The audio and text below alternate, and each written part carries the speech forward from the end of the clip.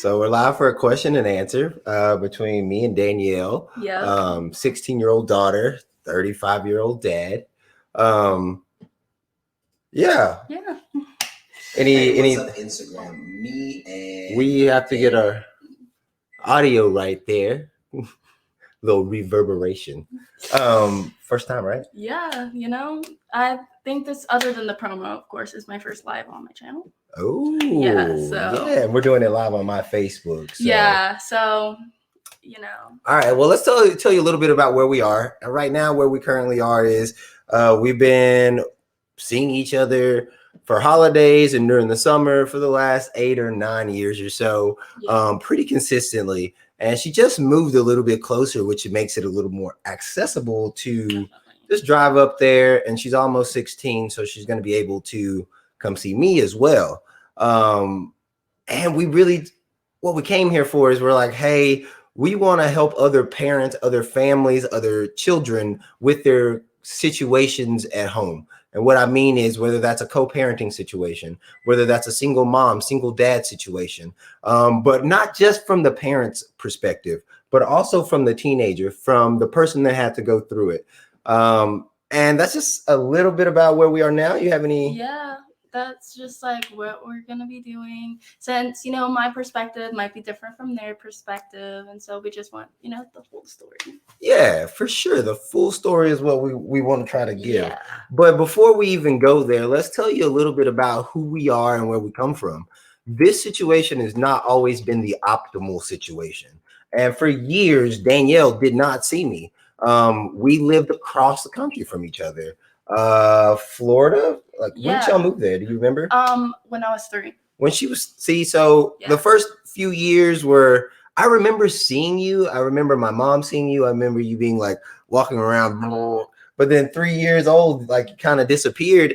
And I actually was not upset that her and Lonnie moved off. And what I mean is Stephanie and Lonnie, because they were starting their own family, and Lonnie was trying to find different things. And I think he got out of the military. Yeah, he did. That's why they moved back to Florida. Yeah. So like me and Stephanie sat down, we had a kind of a conversation, and we all thought it was for the best for her to be there for her husband and support her husband. And so they moved across the country. Things were a little strained, really strained. My mom used to get on me weekly, almost daily about when am I going to get to see my grandbabies? When am I going to get to see my grandbabies? And just so you know, I do have a daughter that is a little bit older than Danielle. They've met one time, and that's not from my not wanting them to meet more, but it has not happened. Yeah. So it's not all sunshine and rainbows. It's not this glorious situation that was always like, hey, Danielle, it's great to see you. Yeah, because up till I was like 8, I didn't even remember seeing you. Yeah. So like I never thought of him badly, but like at the same time, I was like, where is he? Yeah. So. And that's a little bit about what we want to talk about in our question and answer is who is the lead? Like, yes, us parents, we are the person that like leads in the way of making sure those phone calls happen, make sure the positive talk is going on. But ultimately, I remember her reaching out through her mother and really wanting to see me. I actually, for my birthday present, that's what I asked for. Yo, I didn't know that. Yeah, like I was like, my mom asked me what I wanted for my 8th birthday, or it might have been 9th birthday. And I said I wanted to see my dad, and that's what made her. Wow. Yeah. That's crazy. Yeah. That's how it all started. Cause I just was like, at first, like I said, like kind of as a joke, and then she was like taken back by it, and that's what had her like, maybe I should try and reaching out and getting this to actually happen. And like after that, we started seeing each other like twice a year. Yeah. Twice a year. At first, like the reason why the background right now is a beach is because of what I would call our inception story. I don't know. Like we literally literally every single time we bring up something, we bring up this story. So like, let's tell it. Let's hear your version of it because I tell it Okay. all the time. My version of it, weirdly, it's different than yours. I thought the reason why, okay, so we were on this beach, and because he came down for, I don't know, when was it? Courtney, do you remember? It was it was like September or something. Yeah. So they came down for, I think it was a weekend. It was a weekend. Yes, Yeah, I do flew to remember Florida. that. Yeah, we flew to Florida for the weekend Yeah. to come down. Stephanie was like, "Hey, do you want to see her?" I was like, "Okay." Like, we had the availability, so we did. Yeah. And I remember we went to this restaurant, and it was like on a beach, and it was really like, and I was like barely 9, like I just turned 9. So I was just like, I don't know how to feel, and like a bunch of like jumbled emotions. And then I just like, I was stuttering a lot. I remember that. And you yelled at me for that. That is why I started crying. That makes more sense. Yeah. Okay. Because me and Courtney wondered, like, we were like, what was it that I did? Because I knew it was something. Like, I got like frustrated about something. And that's the beauty of life, right? When we see something and we made aware of that something, we have the opportunity to slow down, look at that thing. And now, like, you don't stutter that I know of. Not much anymore. I mean, she It's does only mix- when I'm really nervous. She does make cat sounds sometimes. It's a thing. But so does my other daughter, Danielle. That's you. Aria, yeah, she makes some weird sounds too. Yes, she So does. that's pretty cool. Runs in the family. the family. Yeah. So tell me more. So I ended up getting frustrated with you about stuttering, which I didn't remember, but Yeah, that's what happened after that? So I was stuttering, and then you yelled at me, and that's when I started started crying, and then like went to the bathroom. Courtney calmed me down, came back out. I can't remember much after that though. Like, that's the main thing I remember. I understand. Yeah, that, and when on the way to Cheddar's when we were first meeting, I remember crying. Why are you crying? Because I was like, what if he doesn't like me? What if, yeah, like I just had a bunch of emotions. Yeah, it was like. Well, what I think is really interesting about hearing Danielle's side of the story is I didn't remember that was what happened. What I remembered was that I was there to see her, and you were like this. Like, I would move left and your head would go. And I was like, man, why is she like looking at me so intently right now? And so I have all these things going on in my head. And instead of being in the moment with you, being there with you and just being present, I was in my head. Yeah. And that's what we do oftentimes is we quickly go up into our heads. And we start fighting with that person in our head. And I remember so vividly Courtney being like, what are you doing? Like, you hadn't seen her in 8 years. I was like, we're at the beach. She should get down with it. And she wasn't even looking at the beach. I was. So that's where my mind space was like, this is for me. You just riding along.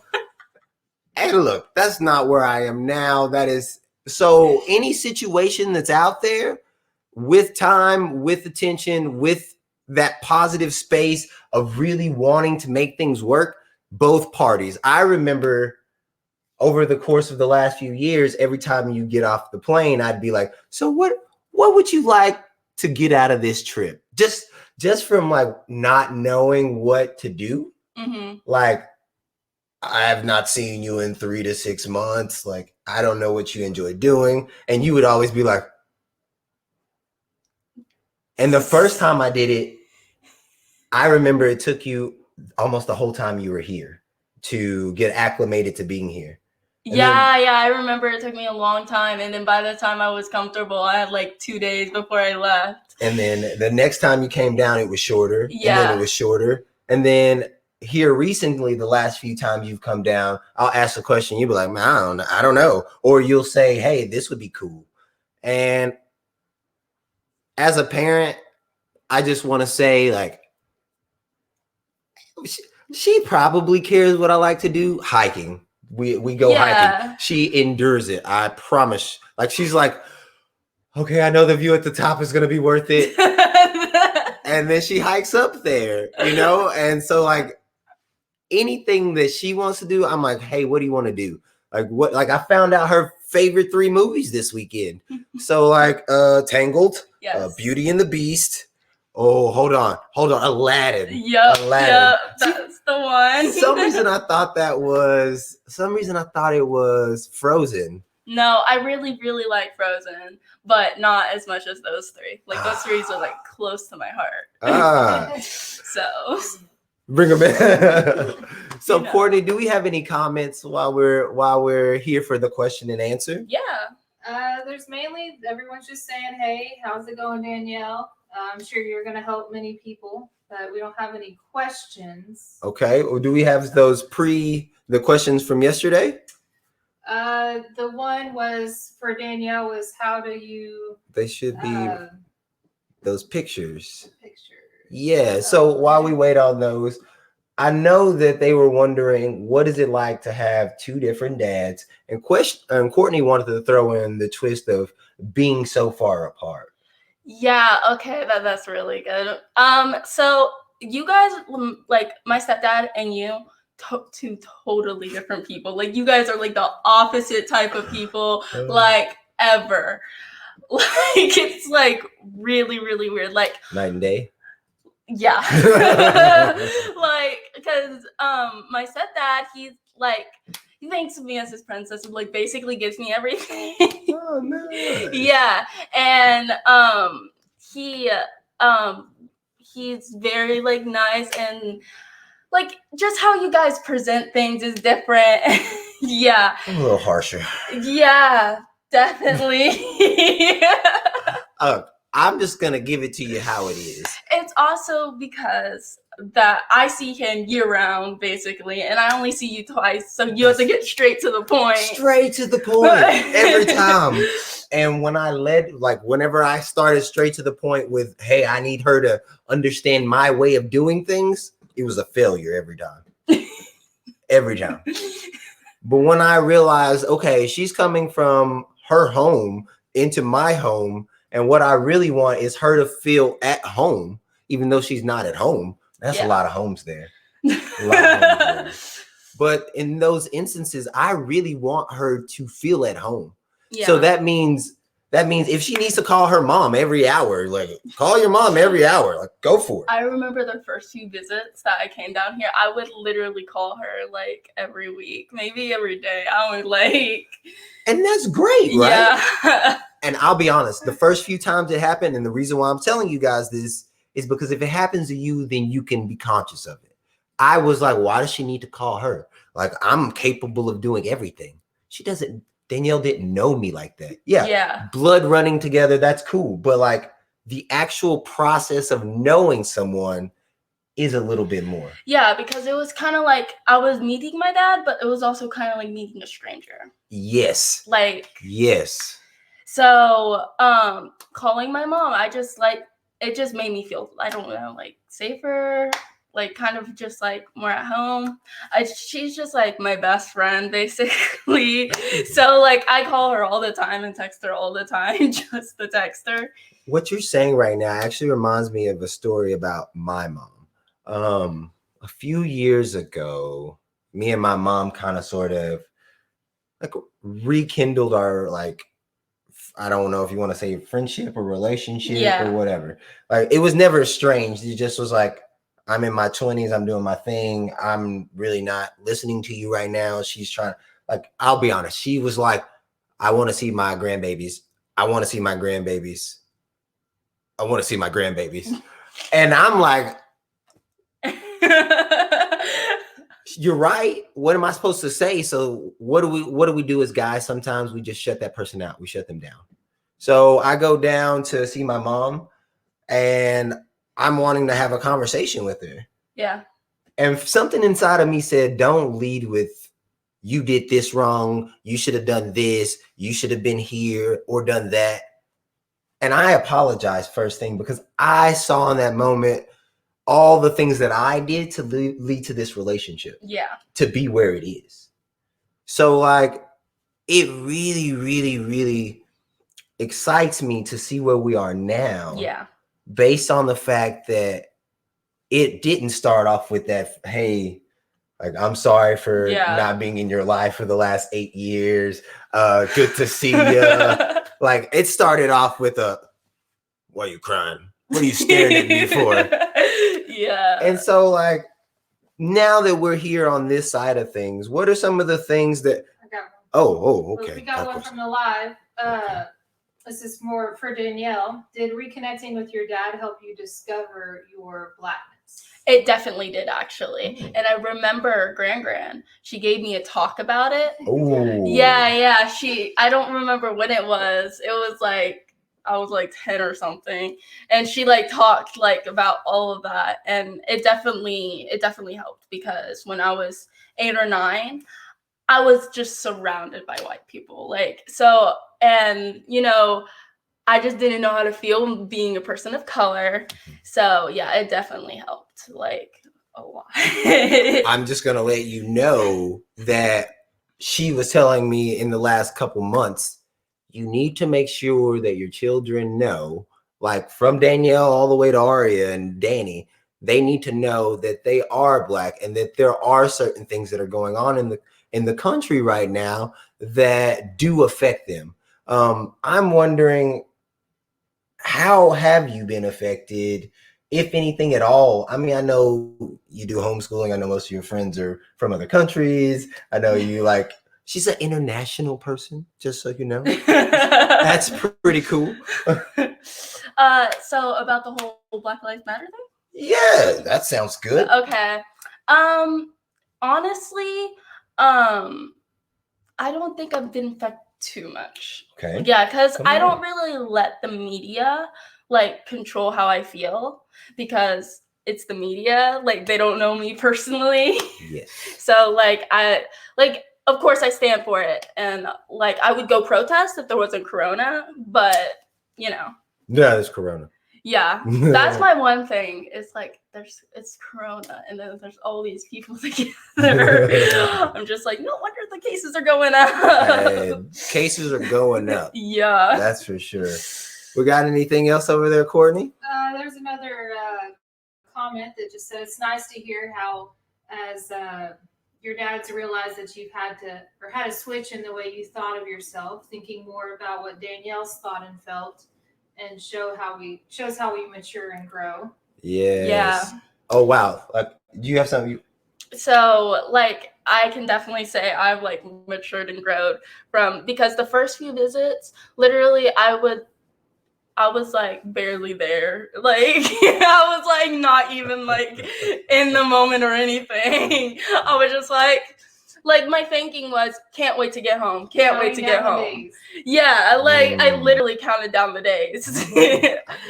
Now I've learned to enjoy it, because I don't get as much time with him as I do with my mom. So yeah, and I think what she's saying is very valuable from a teen's perspective, from a child's perspective. Coming from my perspective, it has been a consistent growth. And the reason why is because, I'll just tell you a quick story about Aria. The other day, we went to the park. We go to the park once a week now. We did go for like 4 times a day, but I was like, they don't care that much, so we'll just go once. And we're walking around the park. Aria, before we get to the park, Aria's like, no, don't want to go. Could have checked her then. Mm-hmm. Then again, we get to the park. She's like, no, don't want to get in the seat. Could have checked her then. We're walking around the park. Normally she just falls asleep, and she's like doing this lifted number. Could have checked her then. She's walking slowly to the playground. Could have checked her then. She gets on the swing, and I think I see some throw up, and it's not throw up. It's doo-doo. And by that point, I didn't need a checker, right? And so what ended up happening was I took her to the bathroom, I cleaned her up, and I didn't get upset. I didn't get frustrated. I didn't get, in fact, I said, I don't want to give Aria a complex. And that was because of conversations you and I have had. Yeah. It's growth every day, looking at the world and seeing the world new. So something that I've learned over the last few months is when I allow myself to stop thinking about things and I'm just in the moment, I'm just doing whatever that thing is, I show up and I do the best that I possibly can. Yeah. Because sometimes you can just get lost in your thoughts or your heads and let it change your mood. When this is something I bring up a lot is with Disney World, we went like when Lex was 3.5 maybe. And I was very excited because I thought, yes, we're going to get to do rides. I'm going to get to spend time with my brothers. While my eldest brother, who's not even older than me, but is 13. Yeah, he's 13. And right? He might be 14. I don't know. don't. Already losing track. Yeah. Yeah, and he was thinking more of, oh, I have to watch the kids, I have to be in the heat. And so he didn't get to enjoy the experience as much as I did because of our different ways of thinking. Yeah. So how have you seen that, your different ways of thinking in regards to, like, for instance, me and your mom saw each other for the first time in 6 years this past weekend. Was there anything there where you saw that, hey, my perception of what's going on is dictating or ruling the experience? Does that make sense? I use a lot of big words there. So what I think you're trying to say is, like, how did I feel about it at the moment? That's exactly what I'm trying to say.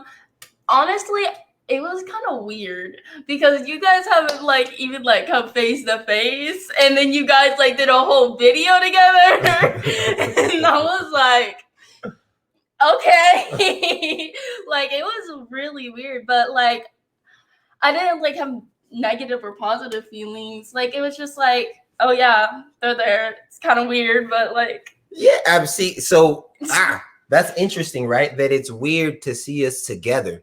Just because we're co-parenting, and I would say me and Courtney's my wife. We're not co-parenting. We are parenting. Twins. Fun stuff. But me and Stephanie at the same time co-parenting, it doesn't mean that you have to be face-to-face. It doesn't mean that you need to always consistently be, hey, what's going on here? What's going on there? How is this going? How is that going? In fact, me and Danielle, like the last few times, have gotten to a point where it's just like, hey, how is school going? Yeah, like we just text each other. Yeah, so like, yeah, as you kids get older, that is something that is reasonable, but those kind of things don't occur when we're 5, 6, 7, if we're not leading in the home.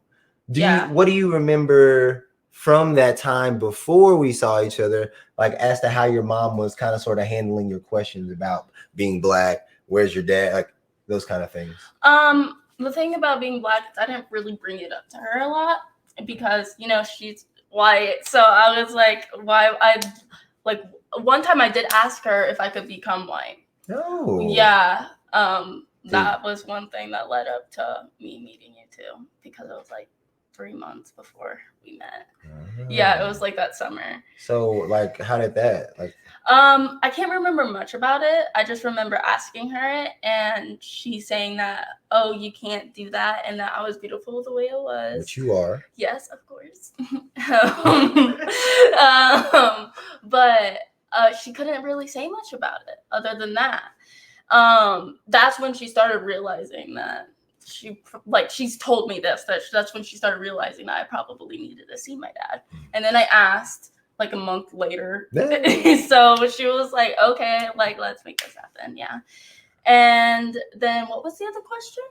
Like, so let's say, I mean, it's hard to remember being 3 to 9 or 10. It's hard to remember those ages.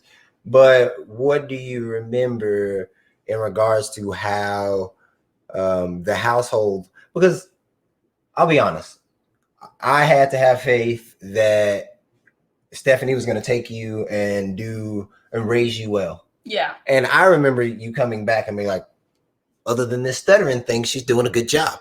Like, which now I realize the stuttering was because she was afraid of me. And like, that seems super weird, but just remember that, like, she had seen me. Like, yeah, you're my dad. Like, but I don't know you. Yeah. And then you're upset that I'm scared. So there's more to think about with these scenarios, these situations, than just what is it that I want and need. I was not aware of how to be a parent for a very long time. Danielle helped me with that. We have to allow our kids to help us be better parents for them. In fact, I asked Danielle, what are the top 3 things that I should be worried about? Number 1, condoms. Wear condoms. Kids out there, if you're listening, try not to have kids at 18, 19, 20. I'm 35 and I have twins, and it's really rough. That's one thing. Another thing, Danielle, what was the second one? I can't remember. See, I think it was alcohol. don't do drugs. Or like one of those. Both of them. They're both. Don't. Alcohol at 21, drugs never. Talk to your parents about that, kids. And then third was indiscriminate, right, parents? Like, I'll let you know when it's time. And we haven't had to go down the third one either, have we? and that's all because whenever Danielle wanted something, needed something, her mom took the time to be there for her needs. And then whenever I saw, oh man, this parenting situation isn't about me, which takes guys a little longer, I'll be honest with you, to figure it out. It's not about me. It's about the kid. It's about what they need. Things are a little bit easier. Yeah. They flow. Yeah, because all I can really remember from before, from like 3 to 8 or something like that, is I remember asking about you a lot because we had pictures of you. And I asked about you, and she never said anything negative. She never was like, oh yeah, like he doesn't care about you, or oh yeah, no, that never happened. It was always, oh yeah, he has other things he's doing right now. This is true. Yeah, so it was never negative, and I think that's the main reason why we have such a good relationship. Because if my mom would have talked bad about you, I would have had a bad thing about you from the beginning and bad mindset about you. And, that's kind of hard to break, especially when you're so close to your mom. Oh, yeah. Yeah. Something else is really interesting about what you're saying is that whenever like you came to see me, then you get to make your own opinion or your own thoughts about me. So if you're saying, hey, things like, yeah, he's got other things going on, he's all these more neutral things to say about the parent because we really don't know what they're doing, to be honest. We lead with those things when the child goes over there. If it's an alcoholic, if the dad's a drug dealer, all these other things, the kid's gonna notice. They're gonna internalize that. You don't have to like put those negative thoughts in your child's mind. I don't know what to say. Questions? Any tips on co-parenting a younger child? Co-parenting younger child. Yes, I could help you with that. Do you have any tips before we? Well, how young do we know? Just younger. Okay. We'll say Danielle's age, right? I mean, I'm not young. Okay. Okay, so I think definitely not talking bad about the other parent, like that's always good. Then I think communication, definitely a big thing, because if you don't communicate, the child won't really know what to do. And other than that, I don't really have much since I have not co-parented before. Well, I got a little bit. So, okay. Wisdom. We all have our own innate wisdom.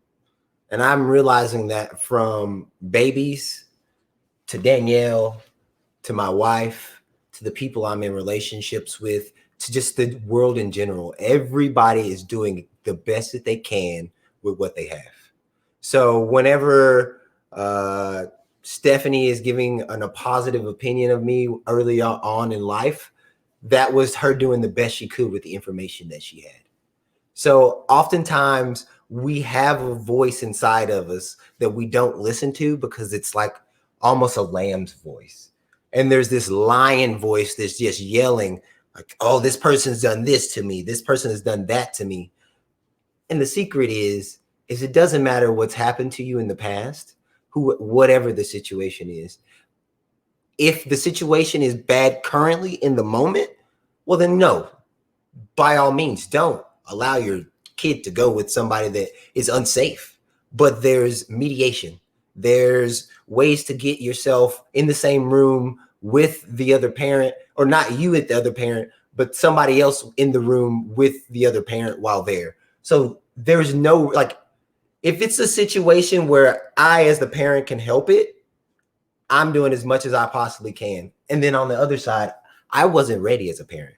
Courtney was telling me, hey, Danny, you should probably step up as a dad. My mom was telling me, hey, Danny, you should probably step up as a dad. My sister was saying, hey, Danny, you should step up as a dad. So there's several people in my life that were telling me, hey, step up as a dad. But I wasn't ready. I wasn't there. And if at any moment, anything like Danielle would have thought negatively of me because I wasn't ready, like the situation wouldn't be where it is right now. And also it would have been unfair. I never thought about it like that. Yeah, because you didn't really get a chance because of something another parent said. I see. That is so true. That is so true.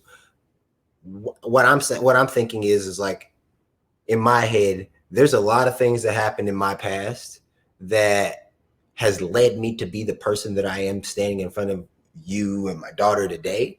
So as to where whenever I say, okay, whenever this co-parenting thing comes and starts here in our own minds, like I can't force Stephanie to let me see Danielle. I also can't, Stephanie can't force me to see Danielle. But when I'm ready, when she was ready, when Danielle was ready, it happened in a way that almost seemed seamless. Like we almost messed it up with the whole yelling about stuttering thing. But we didn't, right? But take it one step at a time. What's happening now in this moment? Is the person in front of me standing in this moment the person that abused me, cheated on me, lied to me, whatever that person did? Or is that person in the moment standing in front of you trying to be a better person for their child? That's what I think. That's what I see whenever it comes to co-parenting younger children.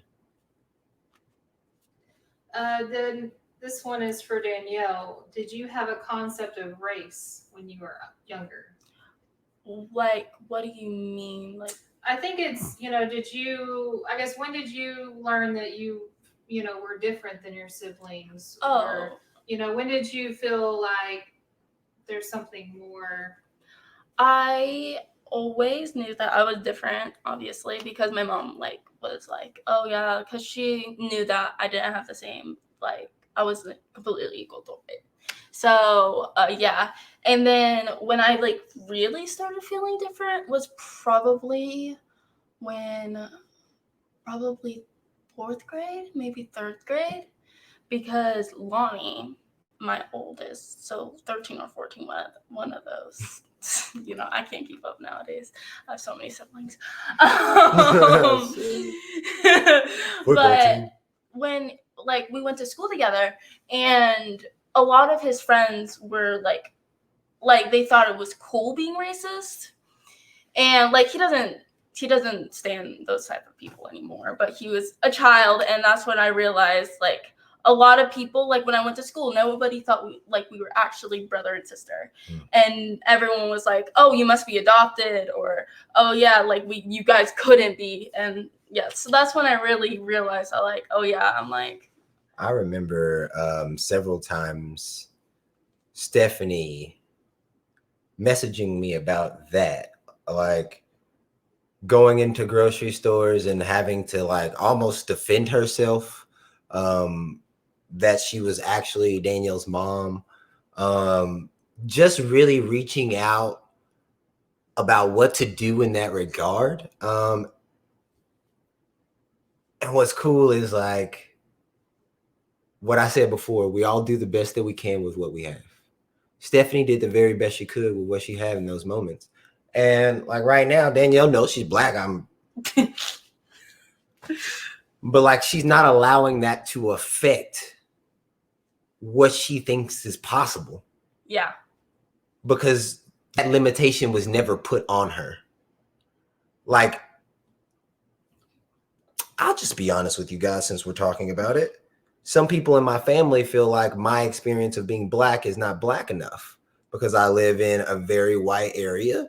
I have a lot of white friends, went to a predominantly white school, and I actually know almost the whole police department here because of where I work. Like, so I work at a gym, I'm their trainer, things like that. And so I know the chief of the town, I know the co-chief of the fire department. I know these people. And when I talk to these people, they don't see it like how oftentimes black versus white. They said, this person has a rap sheet. This person has done this. That's all that really matters. That's what matters. Not like, yes, okay, I put my hands out of the vehicle so the cop knows that I'm not dangerous or something like that. But I honestly think that we all need more training on how to deal with police officers. I think police officers need more training on how to deal with it with people. But that's not what this is about. This is about co-parenting. So let's not get down that rabbit hole too far. Do we have anything else before we close it out? That's pretty much it. You have any questions that you think you want to ask for me, or No, I think we're good. if I was gonna ask you one last question, what is it like having so many siblings that are so diverse, but you don't see a lot of them? Okay, so one thing is the twins and Nellie and Liam, they're like kind of around the same age group. And because, you know, Nellie and Liam both have autism, they don't have like the kind of wisdom that the twins do. Like when we were on the mountain, the reason why I kept going by the edge is because they, like, Liam would run off and like wouldn't catch, oh yeah, I have to back up. So that's why I kept being like, because that's what I'm used to. I had to tell her, hey, give them some space, give them some space, because she was making sure that they did not hurt themselves. Yeah, so the like one difference is just like how different they are as like just like little people, and like their personalities are all different. They all need different needs. Like Nellie, she usually likes being on her own, watching TV and stuff. But Liam, he likes being like all over you, like literally roll on you, and like climb up on your back. It's not fun.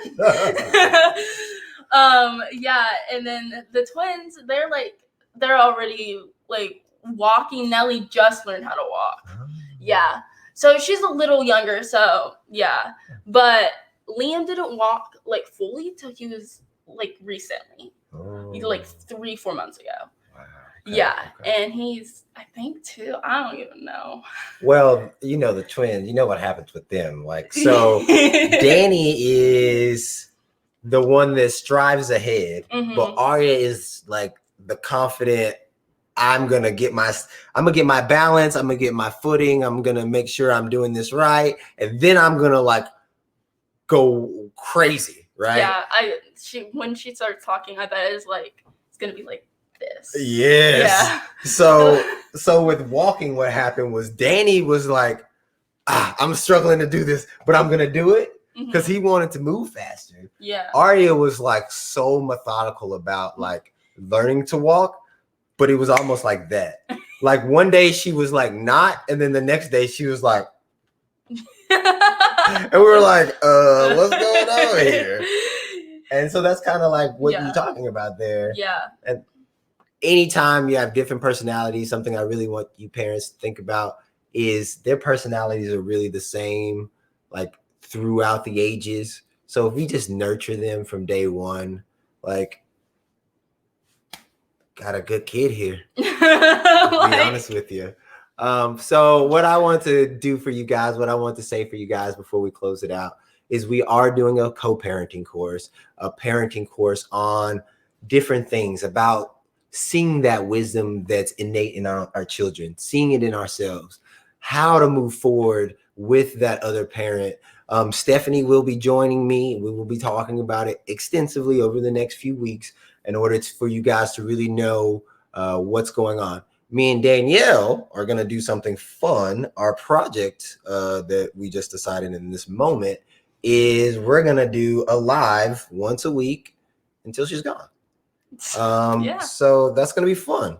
You may see Courtney, you may not, who knows, but definitely join the co-parenting course because it's going to be full of nice goodies. It'll be 3 weeks long, an hour a day.